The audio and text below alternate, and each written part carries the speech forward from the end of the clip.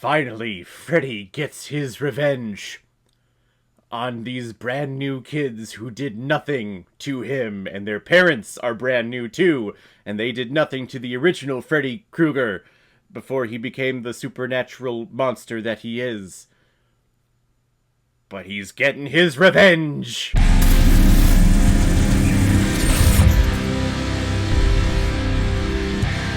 Nightmare on Elm Street 2, Freddy's Revenge.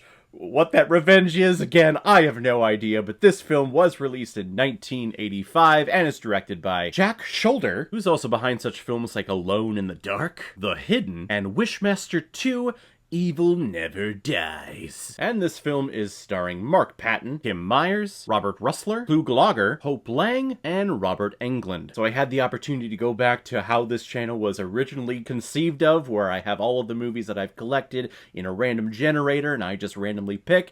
This one came up, and here we go. It's Freddy getting his revenge. Why is this called Freddy's Revenge? He got his revenge in the first one. Like, didn't everyone die in the first one? Or at least he got his revenge on the parents. I know all the parents died. I know Nancy comes back in 3. But yeah, Freddy was winning at the end of the first Nightmare on Elm Street.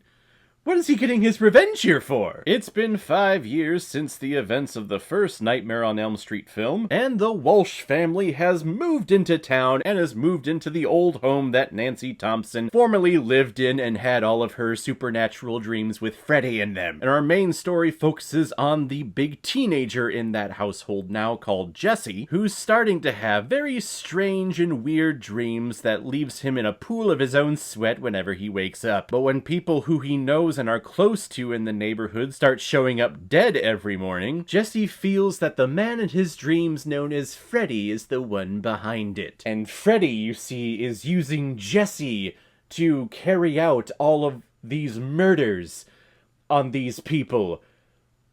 Which just doesn't make sense. Freddy, you have the powers to infiltrate someone's dream, toy with them, play with them, and if you kill them in their dream, then they die in real life.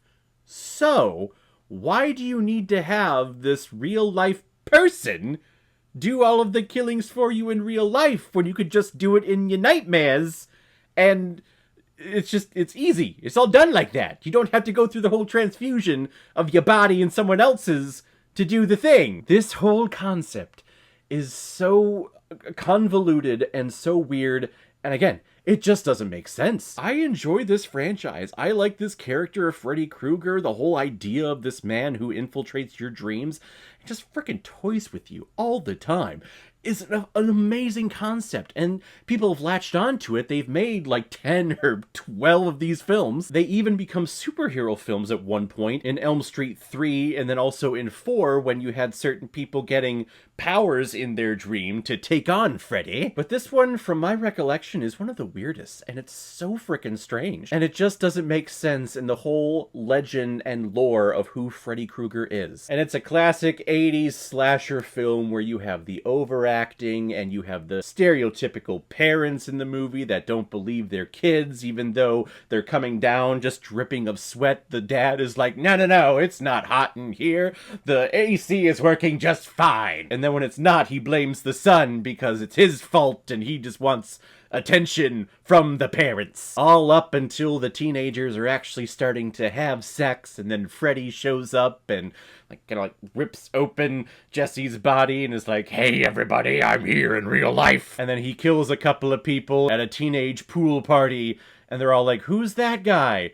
And again, I'm wondering, why are you doing this? You don't need to be here in real life. Infiltrate their dreams. They're defenseless. Now, here in real life, you could be punched. Yes, you have these butter knives on your hand, and it hurts when you stab them and you slash them in real life. But come on! This whole movie just doesn't make sense in establishing this character and this franchise. This franchise could easily just delete this movie. I mean, we're into cancel culture now. Why can't we just cancel this movie? Because it doesn't make sense. If we cancel this movie, and then Nightmare on Elm Street 3 becomes 2, everything just flows wonderfully. Nancy shows up and the story continues and it all makes sense. I feel like the writer was just quickly trying to come up with an idea so that they can rush into production because the first film was such a hit and they're like, oh, we gotta make this a franchise, we gotta make this an annual thing. So just jot out a script as quickly as possible and we'll just go right into it. My God, this needed some time to breathe. On its own, is it an okay slasher movie? Yeah, it's not god-awful, but just in the grand scheme of the entire Nightmare on Elm Street franchise, this movie just doesn't belong. This does not belong here. This should have been something else. I feel like this movie came out, and then a few years later, we got that Shocker movie from Wes Craven.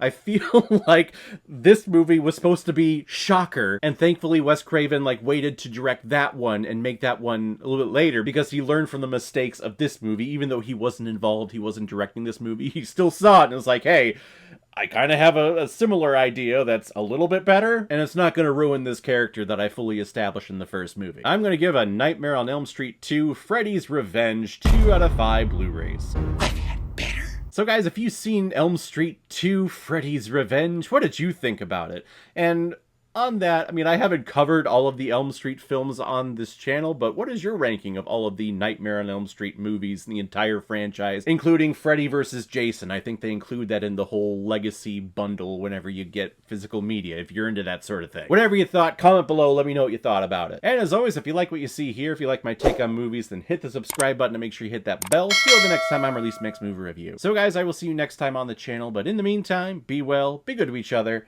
and go watch a movie. Take care, guys.